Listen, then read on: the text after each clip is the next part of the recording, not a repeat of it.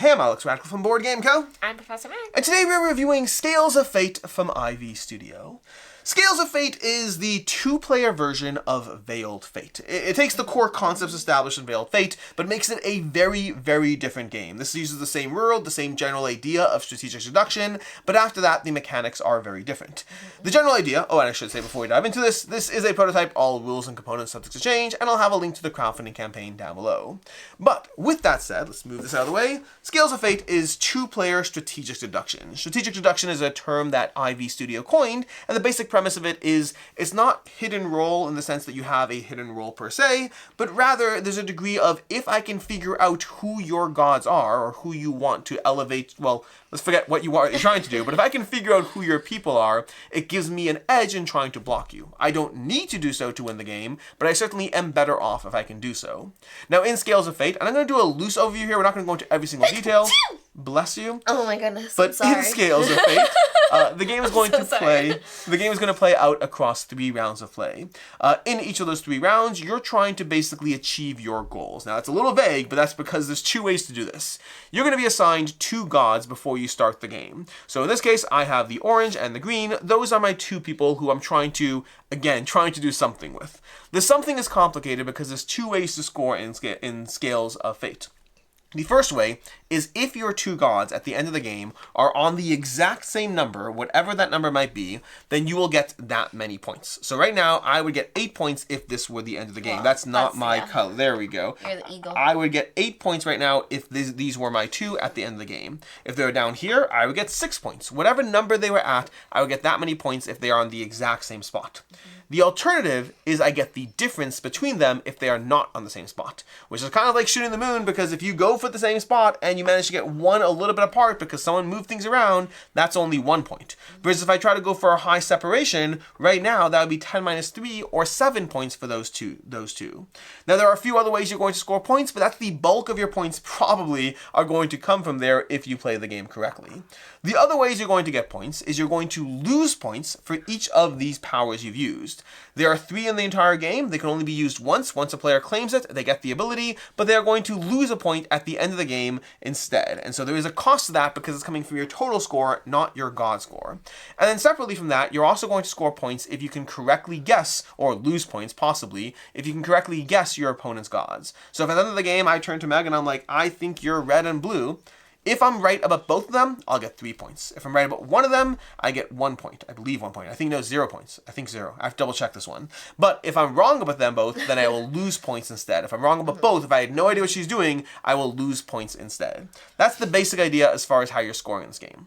As far as the way the game will play out, through every single round, you're going to take one of a few possible actions. You can take one of these gods and place them onto one of these pedestals over here. You have a question? I have an answer. You have an answer. 2 correct, 3 points. 0 correct, -1 point.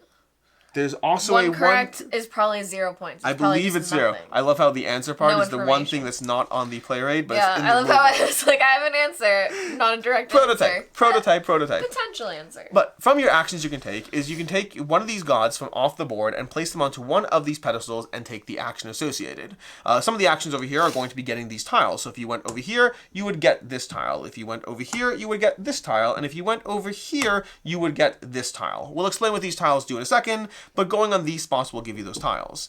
Alternatively, you can go over here, and this will smite any god from off the board, placing them down over here.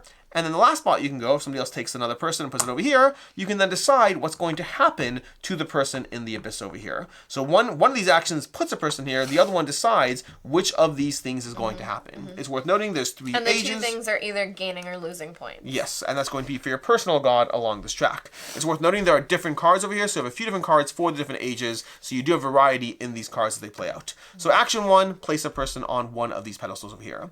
Action 2 is going to be using one of these god powers. You can use these at any point. They are very powerful. They will let you either swap 2 gods, smite a god from anywhere, including a god that's on the board, which usually you can't do, or stealing somebody's tile if they have one of these over here. Those are the 3 actions you can do. They are all incredibly powerful, and they are well, they're going to cost you a point.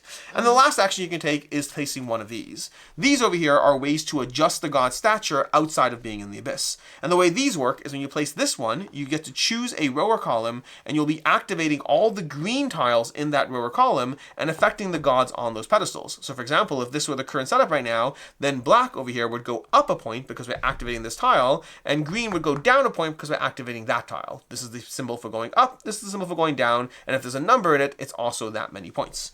White is going to do the exact same thing, but this time using a white column. So again, you can activate anything. So right here, black would go up a point because it's touching this white. But multiple gods could be touching those, at which point they'd all going to affect. In this case, this purple would go up 3 points over there. And then lastly, red is the most flexible, but it's only going to touch one tile. So it's going to affect either color, but it only affects the tile it touches, not a row or column. All of these machinations over here are effectively going to have you trying to subtly put your gods in certain positions while adjusting the overall state of the board in a way that hopefully helps you and your goals, either getting your gods together while hopefully going up, or getting your gods as separate as possible. But at the end of each round, you're also going to check over here and have to release information to your opponent. So in this case, you have these demis are the gods, at 8 to 10 renown. So here, at the end of this round, you're going to have to tell people if any of your demis are between 8 to 10. You don't have to say which ones, you don't have to say how many, you just have to say, do you have at least one demi at 8 to 10 renown? And so that's going to go ahead and give you the information as far as telling you giving a bit of information to the other players to help them further deduce what you are, in addition to the actions you're taking and how those seem to be working for or against your strategy. You're going to repeat that across 3 rounds of play, and at the end of it, you're going to go ahead and reveal, score. Well, you're going to score, you're going to first guess each other, then reveal and score, and see how players fared in Scales of Fate. That is the general overview of how it plays. And with that, it's time to dive into a review. Meg, what do you like about this game? Oh, goodness. So, first and foremost, I just want to say the production of this, with having these wooden... Chunky. I don't want to call them tiles, wooden, not just people, but these tiles that you're using. It is a very, very thinky game. This is a thinky game where you're constantly trying to be sneaky and not reveal what you're trying to do, but also trying to math out what you need to happen because you need to make sure that it happens. So I do think having the components be so simple, but also so like thick and chunky that you're able to like play with it in your hand while you're thinking it out. I feel like the two just work really, really well together. Yeah, the overall components are fantastic, and this is not a surprise from Ivy Studio, but they have these massive chunky meeples, these massive chunky pedestal, these pieces that go on the board. Everything here is to the nines and makes you feel very satisfied while playing through it. Overall, I'd say that the distillation of the feeling of Veiled Fate, because if you've played Veiled Fate, this will be a similar feeling. Very different mechanics, but the general idea of having a demi who you're trying to be subtle about what you're trying to do while also trying to affect the overall board state, constantly moving things around the board in a way that slightly reveals what you are. Well, not intentionally, but because it's actually, if your actions help you in a certain way, you have a choice when you play these kinds of games. You can either be less obvious, but also because you're not winning, or you could be working towards a possible win, but it's a question of, I think you might be blue or black, but also orange would make sense. Those are things that have all been helpful. There's a degree of slight subterfuge that will potentially set you up for success while not revealing everything. And things like that will also lead you into making certain choices, like where the demis would be revealed from 8 to 10. If you think that, Alex may be either purple or orange, then you might try to split that up to make sure you can test out where that lands. So I think it also leads into what strategy you kind of try to do too, what you start thinking might be happening. The timing of everything, including the god tiles in particular, these 3 tiles over here are incredibly powerful. I do find, at least in the games I've played, almost always like 2 out of 3 of them are used. I don't know what the general, I believe when I was talking to Austin. At least 1. Yeah, I mean the games I've played, they've been used a lot. I'd say 1 to 2 in the ones that I've seen, but I'd say 2 is probably average. They're in general, they're incredibly satisfying to utilize because they are so powerful, but they come at the cost of a point. But especially, I would say that the more likely you are to know what the other player is, or at least think you know what the other player is, the more likely they are to come and play, because if I know that you're purple, and again, know is a relative term, then being able to utilize it to swap them out and around is incredibly powerful. Whereas if I'm not quite so sure, it might not be worth it because there's a negative point there, and I may not have even gotten in your way. Something else I really like is that even though there is deduction and things you don't know, you're working with perfect information. You know exactly, how many points the different colors will go up or down. So in this game, there's no dice rolling, there's no luck. it's all strategy, that you have perfect information except for what you don't know.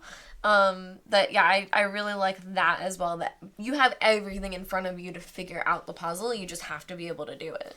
Yeah. Overall, the deduction aspect is overall, I'd say, not deduction, the subterfuge and thinking you know what your opponent's doing and trying to get in their way, especially in the two-player nature of this, because again, if you've played Veiled Fate, that one actually does have a two-player mode as well. It goes all the way up to higher player counts where you can even play in teams. This is a very different distilled experience where you just have a mind game between two players utilizing the core principles, and it does an overall good job at delivering that experience. Mm-hmm. Anything else you like? I think that's where I'm at. As far as what you don't like? So for me, I think this may be a personal thing, so I think it depends on your playstyle and the different things that you enjoy. But for me, I noticed that this game was a lot more fun and easier with people that I don't know, because I got to play it at a convention with a lot of people that I'm not friends, or I don't normally play with, and it's very different playing with people I do know. That I think for me, that being sneaky and hiding what you're doing and the way you approach certain situations can be really tricky. So I think that if you're someone who gets very nervous being sneaky, it may not be for you. Because that's the only thing, is it is a game where you're trying to keep your roles secret the entire time while also trying to figure out the other part. And I think for me, obviously figuring out the other aspect isn't stressful, but trying to hide who I am is stressful, and you have to make sure that you score at the end of the day. So that's all, is that if you're the type of person that doesn't like that, I don't know if you'll like this in the same way. Yeah, for me, it's a similar-ish complaint. To me, my biggest complaint with Scales of Fate is the same problem I have with, Veiled Fate, and honestly, any game that utilizes strategic deduction. It's not the most common mechanic I've seen, but it has been used in a few games that I've played. I want to say like 5 or 6 games, and every single time I've played it, it has a specific issue, which is in regular hidden role games where I need to figure out what you are. If that's the entire game, that's the entire game.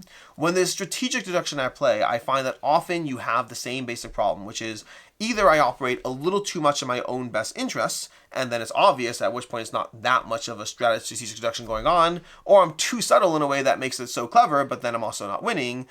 And the combination of the two kind of means that mostly I'm usually operating 80% in a way that's probably obvious-ish as to what's helping me, but hopefully just enough subterfuge that allows for the possibility of doubt. But overall, that tension of having to act in a way that doesn't actually help me just to hopefully obfuscate, I find usually strategic deduction rewards players who are willing to be a bit more open about their intention, which to me, when I play these kinds of games, my gut instinct is to be as subtle and less obvious as possible, but that is almost a guaranteed way not to win. I will say that Scales of Fate does it a little better than Veiled Fate, in my opinion, at least in that regards. I find that the duality of the board and the way you have tiles set up in a way that constantly helps or hurts other players in the same action, which Veiled Fate does as well, but I think Scales of Fate does it a bit better. I do find there is a drop more room to try to take an action that might favor one or two gods in a way that is more natural to the process here. So I still think that strategic deduction ultimately is a mechanic that I find I'd rather just play strategy or rather play deduction and not the combination of two. I do think Scales of Fate is a slightly better version of that system. I agree. As far as final thoughts, what are you rating this one? Oh goodness. So this one was difficult because I recognize that for me it was harder in a more personal setting with people that I play games with often. So I'm rating this at a 3.5. I think that I definitely think this is more accessible and enjoyable than, not more enjoyable, but more accessible and easier to table than Veiled Fate. And I do think it's very easy to set up, a quick game. It's very skirmish style that, yeah. Yeah, I'm coming in at a 3.5 as well. And you're right, we didn't really talk about it heavily, but this game plays in like half an hour. It's much faster. It's one of the faster strategic deduction games I've played. Overall, I've had a lot of fun with this in the sense that every time I've played it, it's been a good time. I've enjoyed it. I've had fun with it. But I would say that when I win, I don't always feel it was totally earned. And when I lose, I don't always feel that it was totally earned. I feel there's a degree of going through the motions to a certain extent with some degree of prediction, hopefully possibly a lucky guess on your side or the other side. Overall, I enjoy it. I've had fun with it. It is a game I think comparing to Veiled Fate, I'd almost always pick this over Veiled Fate, except when you're playing Veiled Fate teams. Team Veiled Fate is a different experience that I really enjoy, but this, from a non-team standpoint, I think I'd rather play this. It slightly dials in the experience, makes it a little shorter, so if you're not doing well, you're not as drawn out, and again, that aspect where the duality of the placement in the tiles often gives you a drop more room for clever placement that both helps and obfuscates at the same time. But overall, coming in at a 3.5 out of 5. As far as other game recommendations, I'm going to recommend Run. Run is a game that is a 2-player hidden movement game. It focuses more on that specific aspect of, you're trying to directly go for your goals. If you're trying to hide, you're trying to hide. It's focused more directly on that. It's from Fowers Games. But if you're looking for a 2-player hidden movement game, definitely check out Run. Mm-hmm. And I'm going to recommend a great 2-player game that's very head-to-head, very abstract as well, but without as much sneakiness going on, and that's going to be Mythic Mischief. I think that Mythic Mischief is a game that's very similar to this that really shines. It's also by Ivy Studio, but it's one where you have a lot more information, where there's 2 different factions. You know exactly what the abilities are going to be, but the players can buff up the different abilities and things like that, and you're trying to outsmart your opponent on the board. Yeah. And that is our review of Scales of 8 from Ivy Studios. Again, this is a prototype, all of that. We'll have a link to the crowdfunding campaign down below. And until next time, I'm Alex Radcliffe from Board Game Co. I'm Professor Mag. And have a good one. Bye.